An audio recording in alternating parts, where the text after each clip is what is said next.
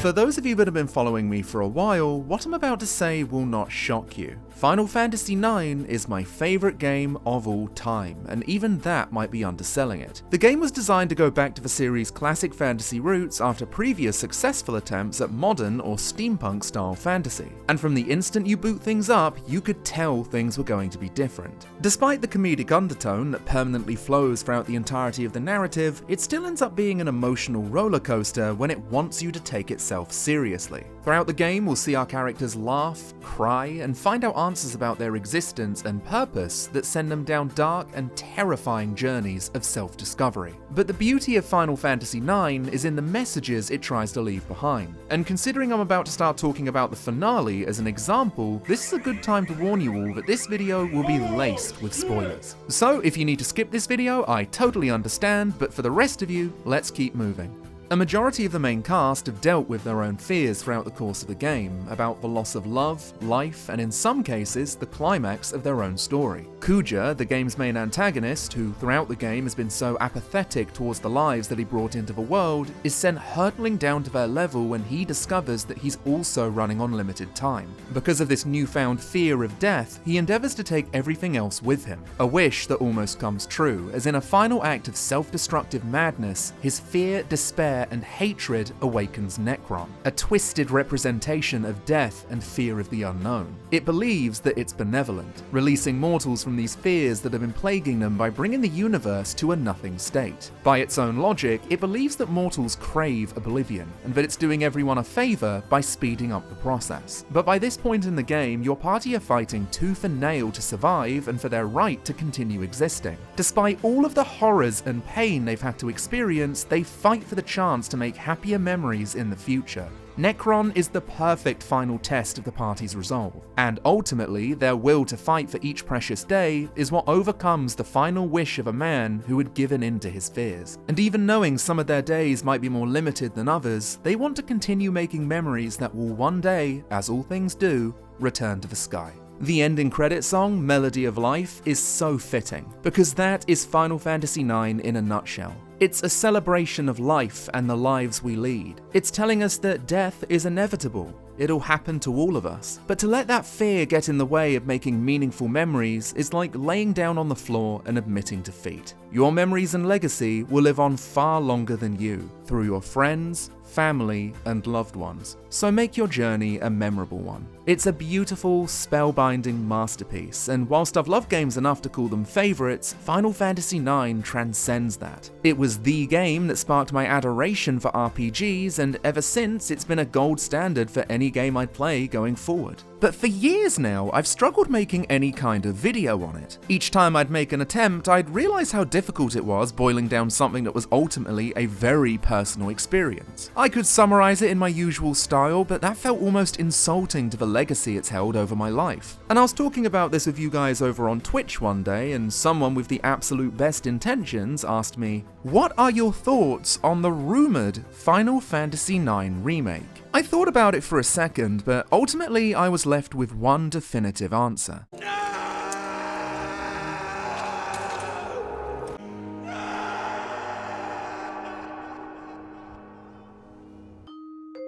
それからどうしたの? Oh, hello. Alright, first of all, great to see you all again. I know it's been a while since my last video. Please refer to this update video if you're wondering where the hell I've been. First of all, I want to give a couple of thank yous, as well as a couple of other little bits. Don't worry, by the way, for repeat viewers, the chapter skip option is well available for you. I will not be offended. Also, I had to re-record a whole bunch of this script with a sore throat, so if you're wondering why some parts of the video may sound different, that is the reason why. The first person I want to give a thank you to is, of course, Sylphie. She drew the thumbnail art as well as many of the assets within this video, so thank you very much to her. The second person I wanted to give a thank you to is Pokey. You can find his channel right here. Pokey really helped me as a script editor in this video. He was able to translate what I wanted to say much better than I was, so I would incorporate that into the video itself. I really do appreciate the help, so it would be great if you guys could go and follow their socials and give them lots of support. Also, were you aware that this episode was brought to you by Patreon? Ooh, I've never exactly called myself a good salesperson, but for $1, not only do you support me, but you will also find yourself in the credits at the very end of the video. If you look down here, there are a bunch of $3 names that are currently scrolling by on the screen. Thank you all very much. Also going to take the time to thank some randomly picked $5 and $10 patrons, those being Zenden1, Decoy Black Mage, Princess Mimi, and Bamboo Fighting. Also, have you guys seen the new Patreon logo? I don't know what they were thinking. Go and pledge to me on Splat. Now back to the whole remake and remaster thing. I know that these two words have kind of jumbled themselves together over the past few years. Some remakes feel like remasters and some remasters feel like remakes, so I'm gonna throw a Kingdom Hearts at everyone and call it a remix from this point on. You're welcome. And if I'm being honest with you all, the reaction I played earlier is more of an overreaction for the sake of the video, but I won't deny there's a lot of anxiety surrounding the very idea of someone trying to recreate this game. And this is, in part, due to the gargantuan impact it's had on my life. So 9 was there for me when I was an extremely lonely and unhappy boy. It was a great source of comfort from the outside world, and it legitimately helped me through my own fears and anger surrounding death after a family member suddenly passed away. So by this point in my life, Final Fantasy IX has been upgraded to what I can only describe as a digital coping mechanism. And don't get me wrong, I've never considered myself an authority on what should and shouldn't be in a Final Fantasy IX remix. I'm just a very passionate fan, and that's the end of it. Obviously, I'd want a remix to be fantastic, I'd want it to spark a new wave of fans to the world of 9. But due to the history I've seen when it comes to remakes, remasters, whatever you want to call them, first of all, I worry about how the style will be interpreted. I want to believe they'll do it justice, but there are other avenues they could take that make me a little nervous. I think the very idea of seeing 9 drag through a hypothetical minefield of exhaustive remake debates makes me preemptively brace myself for emotional damage. Because the true concern doesn't come from a fair critique of the original, but its complete dismissal. And so, for this video, I will be freeing myself of those silly fears and doubts. I've become very tired lately being worried about hypotheticals, so in order to rid myself of these, I'll be attempting to take off the rose-tinted goggles, completely forgoing logical things like time constraints and budget, and should come out the other side with some kind of an idea about what I'd like a perfect remix to be. And well, that's going to be the video. We may learn some things about the game along the way, and you may think some of my suggestions are like Goku in Smash. So take the things I say with multiple grains of salt as we move into my next topic. Bullshit. Bullshit. Derivative. I'm aware that this is a fairly obvious thing to point out, but video games back in the day looked fantastic for people back in the day. 9 is a fantastic example of what brave pioneers could bring to life in the Wild West era of technology, and looking back, it's a prime example of squeezing every last ounce of power out of the PS1. Even if the release of 10 would overshadow these accomplishments somewhat. And for the sake of transparency, my footage is from the Steam version with the aid of the Meguri mod, which does exactly what you'd expect to see them do in a re-release. The first major thing you'll notice is how the pre-rendered backgrounds are in a much better state than they were before. These backgrounds were a staple for most 5th gen Square games, and I was always captured by the way these tech wizards would first create invisible geometry, then cut around objects in the image and give them various layers of priority to sell the illusion of depth. This freed them from the issues of tech constraints at the time and allowed them a variety of ways to slap environmental effects on objects, such as flames dancing in a synthesis furnace, or a plume of smoke billowing into the sky from an Alexandrian chimney. And maybe this is due to bias, but I've always believed 9's to have some of the best in the series. No shade towards 7 and 8, of course, because they too have some beautiful pre-rendered spaces that are fully worth the praise. But 9 leans hard into that classic fantasy setting, which alongside being a genre I lean towards more, would also create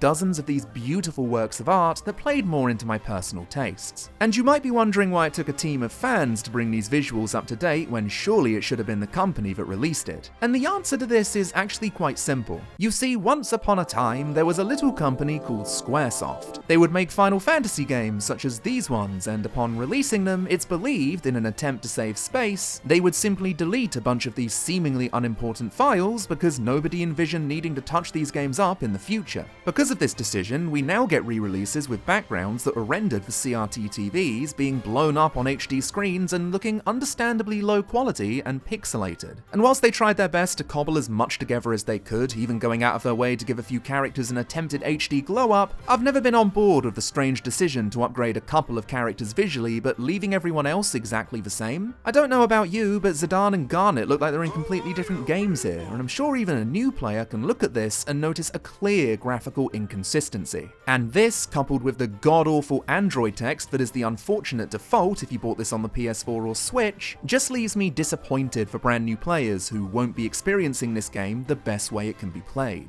That is unless you have the aforementioned Meguri mod on PC. With the option to use the original font and with the improvements to the pre-rendered backgrounds, this is without a doubt the best way to play Final Fantasy IX. And whilst depressing, it's still somewhat heartwarming that it fell down to fans of 9 to fix these problems. On the one hand, it should have always been Square Enix themselves to do this, but on the other, the fact that so many people were disappointed with the version we got that they had to take matters into their own hands is a damn great example of just how cherished Final Fantasy IX is to people. And by doing this, we now have a version of the game that new players should have always had the chance to play. I would still argue that people should experience the PlayStation 1 version. I get so much nostalgia looking at these old portraits, and I'm definitely not blaming the Meguri mod here, but it'll be nice for you to see the game in its original form before Zidane and Garnet were rudely replaced with uncanny androids. But my own personal preferences aside, a round of applause for the Meguri mod devs. Please go and support them and use this mod if you ever have the chance. And so, in order for me to segue onto my next point, I first need to talk about something that I'm sure I'll see in the comments already, and honestly,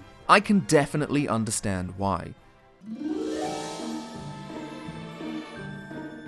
So originally, it was up to me to explain what this project is. However, I was fortunate enough to get an interview with the project's leader, Dan Eder. He was kind enough to sit down and answer some questions, so without further ado, let's get into it. So the Memoria project is, I'm sure you know, is sort of a reimagining of, my favorite game and a lot of other people's favorite game. I think, in terms of the Final Fantasy series as a whole, I think a lot of people kind of share the sentiment that FF9 is sort of not getting the love that it deserves. I think all of that goes to FF7, which I love, and I know that is most people's favorite Final Fantasy, probably alongside FF6 and FF10. But I think 9, it has a smaller crowd, but people who like it are absolutely in love with it, and they're incredibly passionate about it. And I feel that's the same thing with me. A lot of them. There's a lot. The whole project itself was one massive challenge. There's only so much you can ask of a professional developer or artist to do for free as a side project. We never had any funding for this. Neither could we ever ask for it because it's not our property. It's not ours to make money off of. So everything that was put into this project had to come from a place of wanting to do it, as opposed to getting some sort of compensation for it. Yes, I do, and it's actually a response to one of the most common comments that we have received, and we've received tens of thousands of comments in Memoria, and it's something that I think fans should be aware of. So the comment that we keep getting is, if fans were able to do this, Square Enix, what's holding you back from doing the same? How is it possible that fans are creating something that looks this good, and your remake is not going to look anywhere near as good? We were able to achieve this level of fidelity, of graphical fidelity, because we just took a tiny slice of FF9. Game development works completely differently, especially in a massive game like the original Final Fantasy IX. What's going to happen is that once the reveal trailer for that kind of gets posted up on YouTube, I'm absolutely sure that a lot of people are going to bring up the Memoria project and kind of complain about why is the official remake not as pretty. And my request for the fans is to not go hard on Square Enix, because that is an unfair accusation. To take what we made with Memoria and apply that to a 40-hour game, we would have to work on this game for like 20 years, right?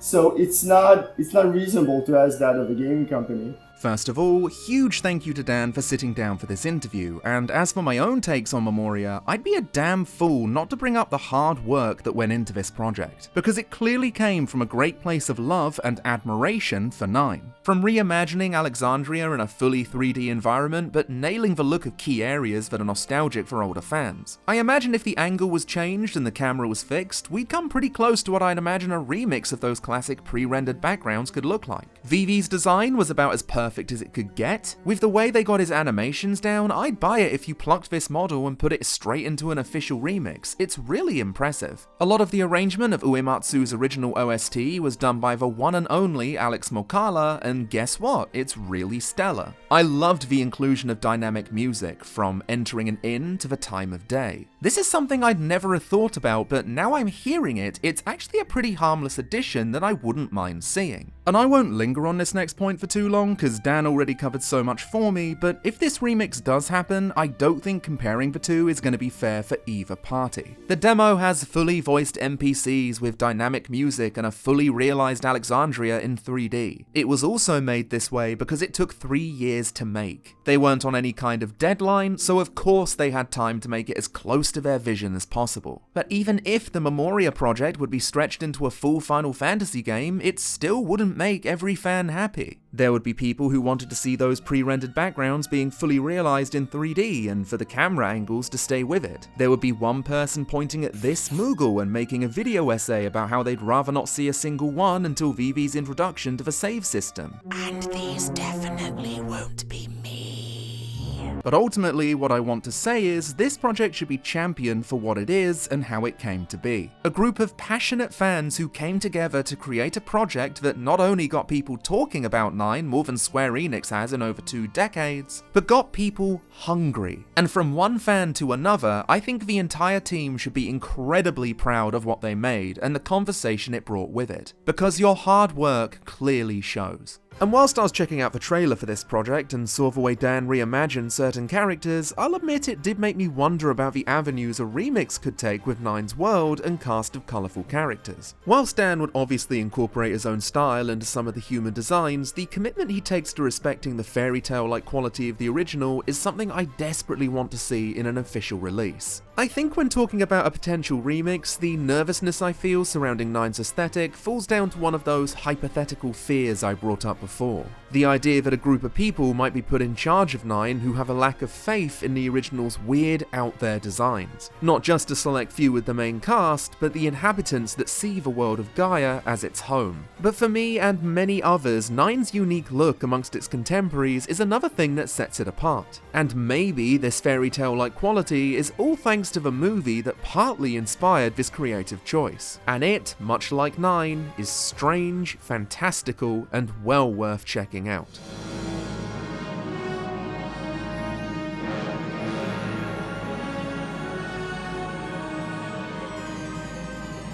Okay, I'm aware this is going to feel like an entirely new video, but trust me, this goes somewhere. I never sat down with the Dark Crystal when I was younger, and in a way I'm both disappointed and relieved. I'm disappointed I couldn't experience a movie that felt like it was made for me visually, but relieved I didn't lose any beauty sleep over some of the more disturbing scenes and concepts I've sat through in a PG-rated film. This guy just crumbles away into nasty grey cornflakes.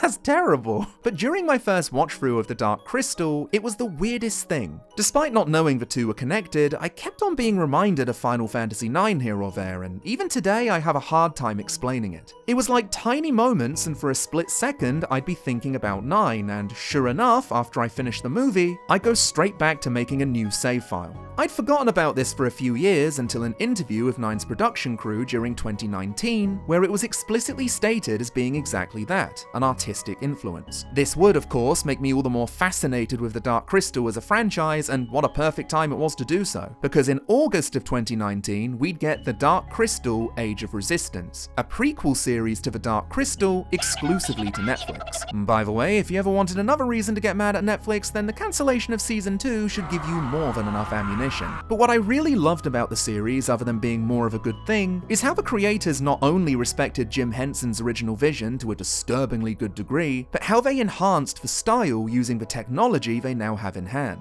The new Gelfling designs by returning artist Brian Froud are a beautiful leap in quality thanks to the advancements in puppetry over the years. But it's the world of Thra where my excitement peaks the most. The world of the original is nothing to shake your head over, but thanks to the time period this series is set in, and with just enough CG to enhance the visuals of a set, the world explodes with life whilst retaining and enhancing the same fairy tale-like quality that sparked the imagination of Itahana in the 90s. A direct quote from the interview reads, "We went on to create this sort of literary imaginary world, something like you would have in a fairy tale. We wanted to create the sort of world a child might dream up." And look, I know this video has effectively turned into Final Fantasy IX with guest, and whilst this was largely an excuse to ramble on about one of Nine's influences, it's also a fine example of a direction I'd like to see the remakes going in, at least creatively. Bring in some of the old cast and crew who believe in the artistic integrity of the original and have them build something that not only respects that which came before it, but potentially doubles down on the otherworldliness. And this next bit may be a baseless rumor, so keep that in mind, but Itahana has been reported working on a new secret project, and if this just so happens to be Nine Remix, then seeing his modern interpretation of Zidane would be my perfect outcome in terms of a redesign. The man clearly still knows how to capture Zidane's confident, cheeky personality through his illustrations, and the overall look still feels like a beautiful snapshot of 90s style anime. But if, for whatever reason, he isn't hired back as the concept artist, at the very least I hope whoever takes over understands what Hironobu Sakaguchi requested of Itahana back in the day. The idea that these characters need to have a feeling of life, and of actually living within this imaginary world. The world itself is where I'm hoping a lot of this doubling down will be channeled when it comes to its overall stylization. Unlike the Dark Crystal, Final Fantasy IX is a video game, and now we're in 2023+, there are some great examples out there of titles that push their style to the next limit. A great example of this is Bayonetta Origins, a Switch exclusive that gets severely overlooked when it comes to its visuals. With the storybook-like quality to the cutscenes and the way some areas will transition back to the pages of the story being told, it's unfair to say this is simply taking inspiration from fairy tales. It's actively become one that we can play around in and explore. If the team behind this imaginary remix of 9 are bold enough to make creative choices like this, then that's something I believe would suit 9 to the ground. And even if they don't go as hard as the storybook approach, so long as there's a clear attempt at making something stylized that allows it to feel unique amongst its contemporaries, then I'll definitely feel a lot less nervous to pick up and play the game. Oh, speaking of which, I don't think this should be too surprising, but I'd say that in terms of Final Fantasy gameplay, 7 is my go-to pick. I know if we boil it down, there's a multitude of issues with it that could fill an entire video and has filled entire wiki pages, but I can forgive these due to the various inventive tactics you can pull off with the Materia system, its reliable limit break mechanic, and a fast, snappy ATB. I have to admit that these are things I'd always grow to envy whenever I'd return back to 9. And no matter what criticisms I have for 9's gameplay, I wouldn't say they're big enough to warrant a total gameplay shift. I think the furthest I could go is a literal turn-based system like Final Fantasy X, but even then I'd still say the issues I have with the game's systems are not impossible to fix. And considering 9 was designed to be a reflection on older titles in the series, I'd personally like to see the gameplay continue that tradition as well. And it's not as if 9's issues are that hard to list. I'd really be a rose-tinted fool if I believed there was nothing to improve here. The gameplay being sped up is something I don't think many die-hard fans would complain about. 9 has always had the reputation of being the slow boy in its group, and when compared to something like Final Fantasy VII, it's a lot more apparent. Evolving from always finishing last to being athletically competent is a change I would welcome with open arms. Next, the ATB refusing to pause for certain spell effects isn't exactly game-breaking. We still have the wait option that gives you a bit of breathing space in the skill windows, but even with this option turned on, there are still certain abilities or spells that can kill you with their long animations. If you're afflicted with, let's say, Doom, then I hope you haven't casted something like Holy or Lo and Behold. And it's crazy I'm still learning new things about 9 23 years later, but thanks to this helpful post I received in my community tab, I'd come to learn that the Doom timer is actually tied to how fast you set the ATB. If you wanted it to be more lenient, you could do so at the cost of slower battles. And I don't know about you, but I'd always crank this bar up the second I could just to experience pre-auto haste gameplay that loaded faster than a phone battery. So I don't know, I guess the final takeaway here is speedy gameplay for speedy people. Just tighten up what's already there, and hell, maybe throw in a hard mode for the potential of a new game plus. And I have to repeat that Vanilla 9's gameplay is definitely not bad. I don't think something could be considered a favourite of mine if it made me miserable. But considering the rose-tinted goggles are well and truly off my head, I can't deny there's a lot future devs could tweak here to improve the player experience. But there's one part of Final Fantasy IX's gameplay that's going to require a little more talking time. I won't deny I've wasted many hours of sleep trying to think about how this particular system can be improved. I don't know, I just get fixated, you know? You could say it would put me into some sort of a trance.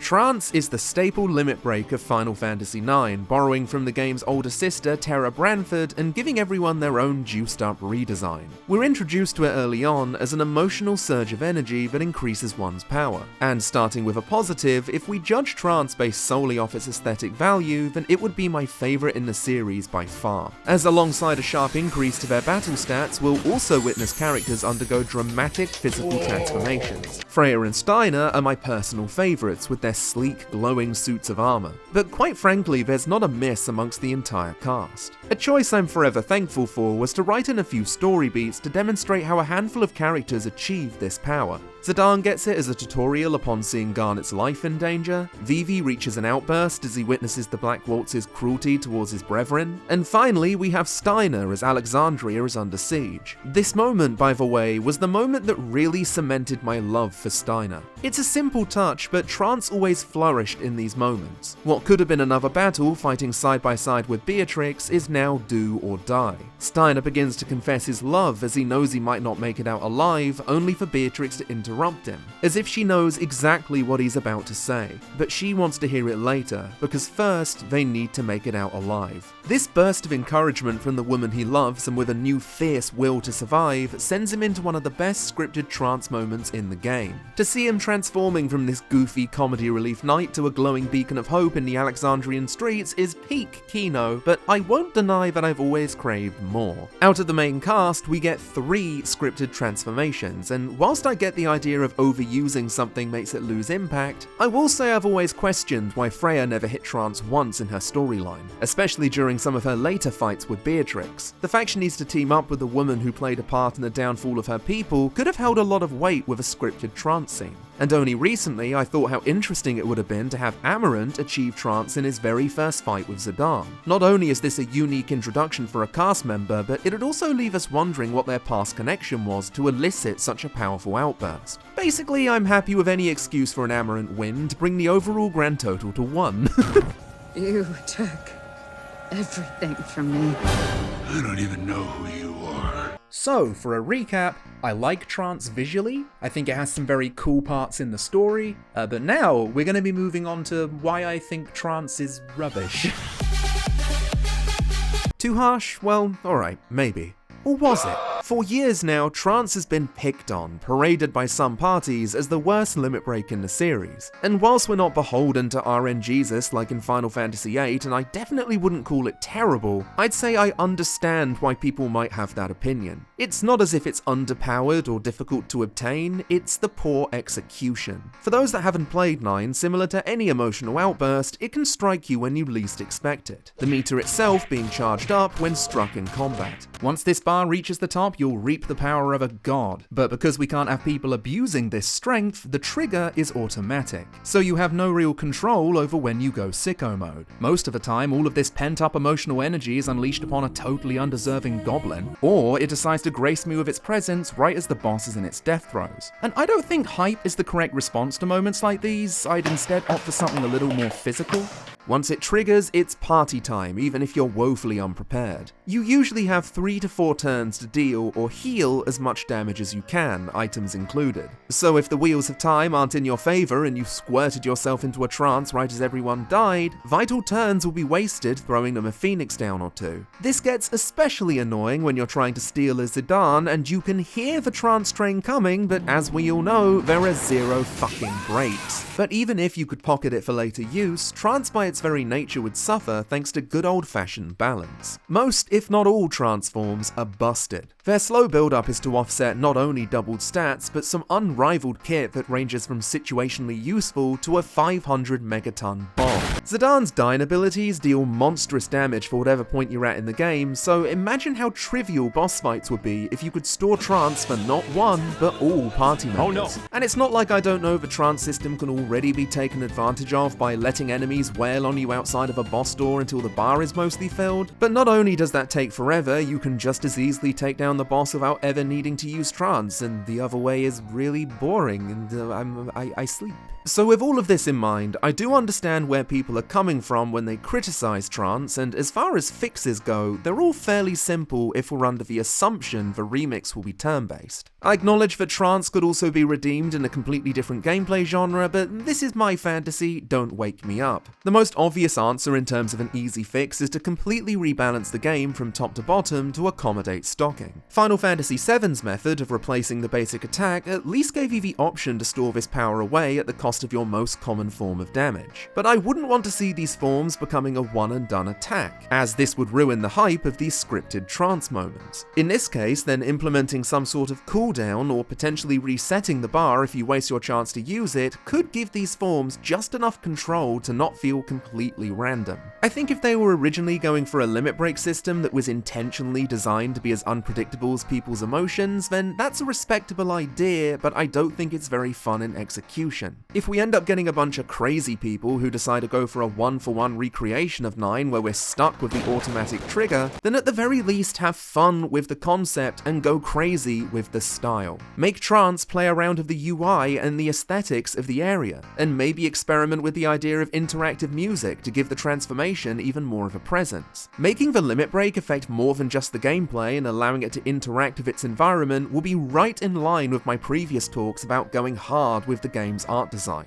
And considering Trance goes on to affect the story in a major way, having it affect the UI and arena has the potential for some real spectacle in the final confrontation with Trance Kuja. End of the day, it's not like the trance system is hurting anyone, except my patience. But I have to admit it would bum me out a little if a remix came along and didn't at least try to spruce this system up with a few modern additions. And there's always been a bit of me that feels somewhat let down by what a missed opportunity it was. Imagine putting Super Saiyan transformations into your Final Fantasy game and somehow having it come across as frustrating. Even now, despite all of my criticisms, I still find it hard to truly beat down on the system, because I've had some tight fights that were won with a last-second trance, and everything down from the transformation itself to how ridiculously OP some of your characters become is undeniably hype. But sadly, the positives don't outweigh the negatives in my eyes, and in my opinion, this system is in desperate need of an overhaul. But speaking of an overhaul, we now move into part of a gameplay that's often my favourite thing to do in a Final Fantasy game, and that's the side content. Because even if I love the base game, I've always yearned for more optional content in 9. It's not as if I hate what's in here, but I have mixed feelings on Chocobo Hot and Cold, a game where you have 60 seconds to guess where special items are on the map, then dig them up. Sometimes you'll come across chocographs, which you put together and then take Choco out into the wilds to hunt for treasure. Whilst this is fine and works well as a time waster, requiring it to access the game's only super boss and Zidane's best weapon is some tricky bullshit once you know how much effort you need to put into getting them. And I'm talking without using a guide. Even for this video, I used fast forward mode and used a guide every step of the way, because unless you know the map intimately, you'll have no idea where to access Chocobo's Lagoon. Back in the day, for people with bad treasure seeking skills, seeing this guy felt borderline mythical. I thought the kid that told me was lying, so I offer an apology through the ages to you, my friend. And whilst I'm on this topic, this might be the only time I'll get the opportunity to bring this up. But it didn't help that for fellow dinosaurs like myself, if you own this game on release and would receive a strategy guide from either Piggyback or Brady Games, they would be very picky with how much information they would feed to you for approximately 20 to 30 British pounds sterling of you or your parents' hard-earned money, and would give you just enough information to get through the game, but then had what I can only call a chronic case of the silly dumbs and littered the pages with these Play Online boxes. These would require you to make an account on their Play Online website in what I can only assume to be a way to draw in traffic. By doing this, we can now read what should have been in the guide itself, like legitimately useful information on Chocobo Hot and Cold. You know, the only way to get Zidane's best weapon and access to the game's only super boss. I'm the moon. I quite like to. I'm lonely in the moon, but not lonely so much, but the loner. Are you curious about what was in the guide? Don't worry, I've got you. He's so small. Poor little bugger. So this, combined with a dial-up connection and general IT illiteracy, it would take a few years before we got Wi-Fi and I'd learn to search these things up for myself. Only to discover there was this whole missing chunk of the game I never knew existed, because they were intentionally omitted from the paperback. And whilst I enjoy owning this physically for the novelty and flicking through it for a trip down memory lane, it's no secret that these guides in particular have been gutted. It's a murder scene. But turn that frown upside down, because now we live in an age where new and old players can look up extremely detailed guides without needing to purchase it or sign up with an email. What an age we live in. Play Dragon Quest XI and Play Online was a bad idea. Side content. I want more of it. So for this next part of the video, I'm going to be talking about some of my own ideas that I've had for side content in 9. This is something I've been wanting to talk about for years and years and years, and now I finally get the opportunity, so I'm really excited for this one.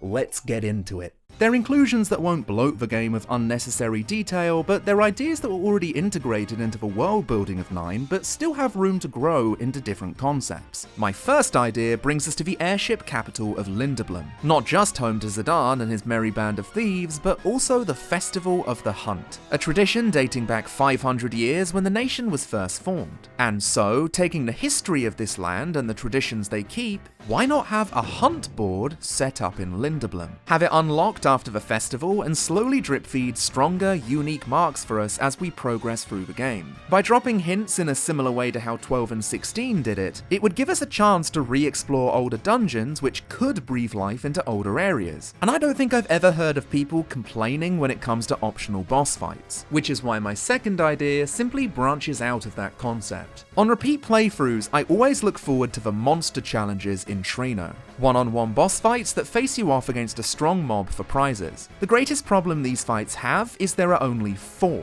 Why not turn this into a monster coliseum? I know it probably wouldn't work side by side with the hunt board, but I want to see that, and let me know which one you'd like to see in the comments. The coolest comment wins nothing. A coliseum with different modes and rules could be perfect for Trino, considering there's already a card coliseum just down the street. And if you don't like that idea, then why not do what Final Fantasy X did? These fights are only there to entertain the elusive King of Trino after all, so why can't we get hired to bring the monsters to them? Combine hunts with the Colosseum, introduce new equipment designed to capture monsters, gain a certain amount of them, and a new, stronger monster will be born for you to fight. And you want to know what else we could put in whilst we're here? A bestiary. Not only would it be a nice way to keep track of the monsters you're either hunting or have hunted, but I've always appreciated games that give us the option of looking back at creatures or bosses we fought along the way. And games which reward you for filling up a certain quota of pages? You had me sold at free shit. You could go a step further and make it similar to 16's, where it doesn't just show off monsters, but character lore and locations too. And this is a great excuse to make use of the Ultimania information we discovered about 9. Like, who amongst you realised Freya and Zidane didn't just know each other casually? They were adventure buddies for over a year. And who knew Steiner dueled Beatrix when they were younger and that Steiner won by accident, bagging him his promotion? This is such a cute piece of backstory that absolutely falls in line with Adalbert Steiner. But I would have preferred to find this out in the game itself, and what better excuse? Ultimately, I am happy with the content we got in 9. I'll gladly max out everything that's there on each playthrough, and I'd be very pleased to see some of these changed in minor or major ways to make the user experience more friendly. But I do think you'd be missing out if you had this great opportunity to add more fun ways to engage with 9's world and you refuse to take the shot. But the final takeaway from this should be, any game can be improved with a hunt board. That is an undisputed fact. Now, I do have more of these suggestions, but these are going to be linked to the story, and I need to save them for another day. And so, with that, this concludes part 1 of the video. Part 2 will be focused exclusively on the story, although I might go back and kind of fill in a couple of things I might have missed from this video. It really depends. But yeah, we'll be going through the story, similar to how I did with the gameplay, and trying to find things that I think could potentially do with a little bit of brushing up in a remix. And before I move on to the credits, I of course do want to thank you all again just for your patience, you know, especially after the update video and stuff like that. I'm really trying to get back to a consistent schedule. I kind of feel like this happens when a lot of people start making videos. You know, there comes a point where there's almost a bit of a hump you have to get over. But I don't know, I feel borderline rejuvenated with this one. So again, I really hope you're excited for the next one. And with that, I hope you are all excited for part 2, and I will see you all next time. Everybody look at the moon. Everybody seeing the moon.